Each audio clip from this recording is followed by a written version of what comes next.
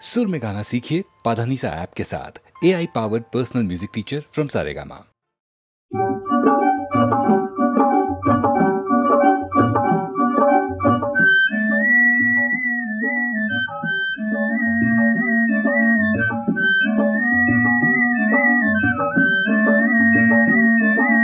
चंदा मामा दूर के हुए पकाए भूर के, चंदा मामा दूर के हुए पकाए भूर के, आप खाए थाली में उन्हें को दे प्याली में, आप खाए थाली में उन्हें को दे प्याली में, चंदा मामा दूर के हुए पकाए भूर के।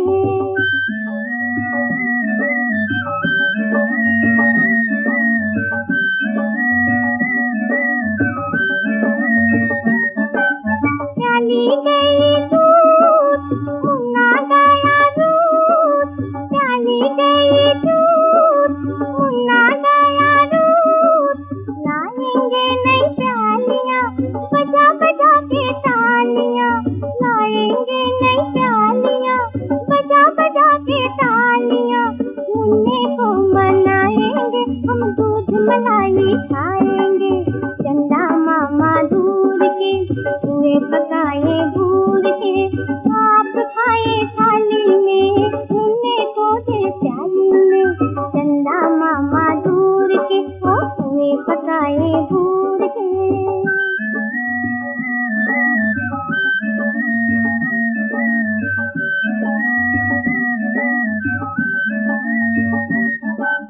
उड़न खटोले बैठ के मुन्ना चंदा के घर जाएगा, उड़न खटोले बैठ के मुन्ना चंदा के घर जाएगा,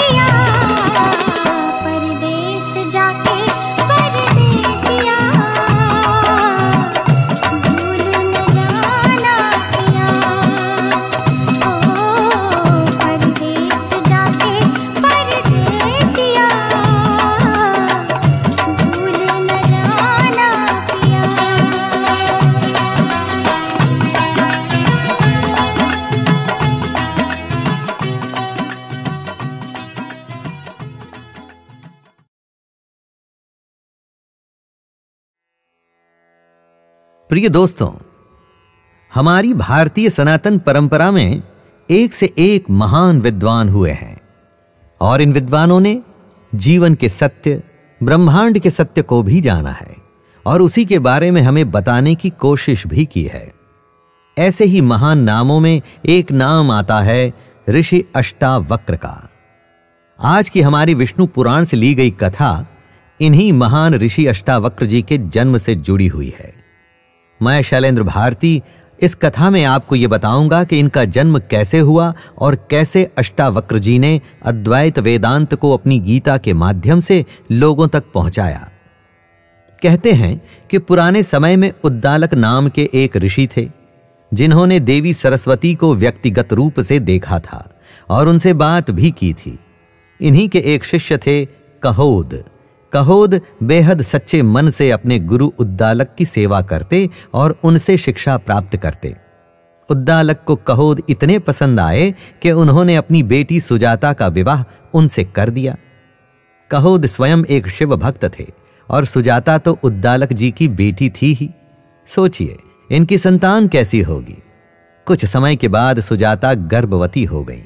सुजाता चाहती थी कि उसकी संतान इतनी बुद्धिमान हो कि महान से महान ऋषि भी उसके सामने कमजोर पड़ जाएं। जब जन्म के समय मां ऐसा सोचती हैं तो संतान अवश्य ही ऐसी होती है। सुजाता पूरी कोशिश करती कि जब उसके पिता उद्दालक और कहोद शिष्यों को ज्ञान दे रहे हों तो वो भी वहां पर बैठकर सब कुछ सुन सके ताकि गर्भ में बढ़ रहा बच्चा सुन सके। सुजाता सही सोच रही थी। एक दिन कहोद ऋषि वेदों में से मंत्रोच्चारण कर रहे थे, तब अचानक से सुजाता के गर्भ से एक आवाज आई।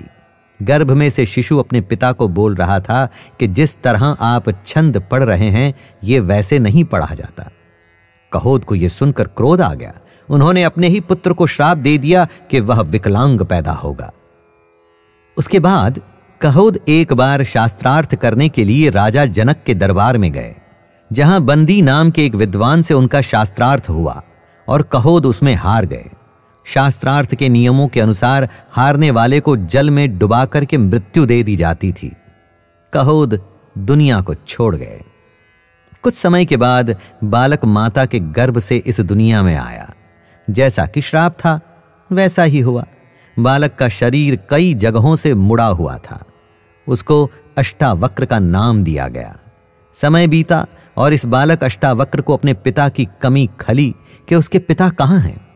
तब माता सुजाता ने उसे पूरी कथा कह सुनाई। बेटा कितना विद्वान और गुणी था ये तो आपने गर्भ के समय में अपने पिता से कही गई बात से ही समझ लिया होगा, पर अब समय था उस शास्त्रार्थ को करने का जिसमें अष्टावक्र के पिता हार गए थे। अष्टावक्र राजा जनक की यज्ञशाला में पहुंचे ताकि वह बंदी से शास्त्रार्थ कर सकें, पर उन्हें द्वार पर ही रोक दिया गया कि अंदर बच्चों के जाने की अनुमति नहीं है। बच्चे ने द्वारपालों को डांट दिया और बोला, आयु से कुछ नहीं होता। जिसे वेदों का ज्ञान हो और जो बुद्धि में तेज हो वही वास्तव में बड़ा होता है। पर उस समय बालक को अंदर नहीं जाने दिया गया। थोड़े समय के बाद जब अष्टावक्र बड़े हुए तो फिर से राजा जनक के दरबार में पहुंचे। जैसे ही अष्टावक्र दरबार में घुसे तो लोग उन्हें देखकर हंसने लगे। लोगों को हंसता देख अष्टावक्र जी भी हंसने लगे। सबको आश्चर्य हुआ कि वो हंस रहे हैं, ये तो समझ में आता है, पर अष्टावक्र क्यों हंस रहा है? अष्टावक्र अपने पिता के श्राप के कारण औरों के जैसे नहीं दिखते थे। वो 8 जगहों से मुड़े हुए थे, इसीलिए उनका नाम अष्टावक्र था और उनका रूप भी देखने में औरों के जैसा नहीं था। लोग उन्हें कुरूप बोलते थे। राजा जनक सम्मान के साथ आए और विनय के साथ उन्होंने पूछा कि अष्टावक्र जी आप क्यों हंस रहे हैं? अष्टावक्र बोले, महाराज मैंने सुना था कि आपके दरबार में विद्वान, समझदार और संवेदनशील लोग हैं। व्यक्ति की समझ रखने वाले पारखी लोग आपकी मंत्री परिषद के सदस्य हैं, परंतु यहां आकर देखा तो मुझे बहुत कष्ट हुआ कि आपने तो अज्ञानियों की भीड़ इकट्ठा कर रखी है। यही देखकर मुझे हंसी आ गई। ये मेरी व्यंग्यात्मक काया को देखकर हंस रहे हैं, पर मंदिर के टेढ़े होने से आकाश टेढ़ा नहीं होता है और घड़े के फूटे होने से आकाश नहीं फूटता है। ये मेरी चमड़ी को देखकर हंस रहे हैं। ये अज्ञानी हैं, इसीलिए मुझे हंसी आ गई। दरबार में सब लोग जान गए अष्टावक्र बहुत बड़े ज्ञानी हैं, उन्हें हल्के में नहीं ले सकते। पर राजा जनक को अपने दरबारियों के लिए ऐसे शब्द कहे हुए अच्छे नहीं लगे। उन्होंने अष्टावक्र के सामने अपनी आपत्ति जताई कि उनके लिए ऐसे अपशब्द कहना ठीक नहीं। अष्टावक्र बोले, महाराज, इन लोगों को मैं और क्या कहूं जो मेरे शरीर की बनावट को देखकर हंस रहे हैं, मेरी चेतना को परखने की कोशिश भी नहीं कर रहे। इनसे पूछकर मुझे इतना भर बता दीजिए कि ये घड़े पर हंस रहे हैं या कुम्हार पर। घड़े पर हंस रहे हैं या कुम्हार पर। दोस्तों, इस बात के कहने के बाद अब बचा हुआ संशय भी दूर हो रहा था। फिर राजा जनक ने अष्टावक्र की परीक्षा ली। उसके बाद अष्टावक्र का बंदी से शास्त्रार्थ भी हुआ। अष्टावक्र जी ने अपने ज्ञान का ध्वज हर स्थान पर लहराया। कोई भी उनके ज्ञान के आगे टिक नहीं पाया। राजा जनक से आत्मा और बंधन पर हुए संवाद को ही अष्टावक्र गीता के नाम से जाना जाता है और जिसे लोग आज भी समझने की कोशिश मात्र करते हैं। तो दोस्तों, आप भी जरा सोच के देखिएगा कि कहीं आप घड़े का सम्मान करते हैं या कुम्हार का। जब ऐसा सोचना आरंभ करेंगे तो अपने को जीवन के सत्य के बिल्कुल करीब पाएंगे। चलिए, इसी कहानी के साथ और इसी विशेष ज्ञान के बाद मैं शैलेंद्र भारती आपसे आज्ञा लेता हूं। धन्यवाद। मृत्युः सर्वहरश्चाहम् उद्भवश्च भविष्यताम् कीर्तिः श्रीर्वाक्च नारीणां स्मृतिर्मेधा धृतिः क्षमा। कृष्ण अपने बारे में ही विभूतियां बताते हुए कह रहे हैं कि मैं सबका नाश करने वाला मृत्यु और उत्पन्न होने वालों का उत्पत्ति हेतु हूं। जब कोई पैदा होता है तो उसका कारण, वजह कृष्ण है। जिस भी किसी का जन्म हो रहा है उसकी वजह कृष्ण को ही माने। और फिर जब देह का समय पूरा हो जाता है, जब समय हो जाता है आत्मा के शरीर को बदलने का, तो मृत्यु भी कृष्ण ही है। स्त्रियों में कीर्ति यानी कि ग्लोरी दोस्तों, श्री यानी कि सम्मान, वाक यानी कि बोलना, स्मृति मेधा यानी कि इंटेलेक्ट, धृति यानी कि बराबरी और क्षमा मैं ही हूं। तेषामेवानुकंपार्थम अहम ज्ञानजं तमः नाशयाम्यात्मभावस्थो ज्ञानदीपेन भास्वता। जिसने हमारे ऊपर कृपा करनी है वो तो असल में हमारे अंदर ही है, हमारे पास ही है, न काबे में न कैलाश में। हमारे अंदर रह के वो हमारे अंदर के अज्ञान को नष्ट करता है।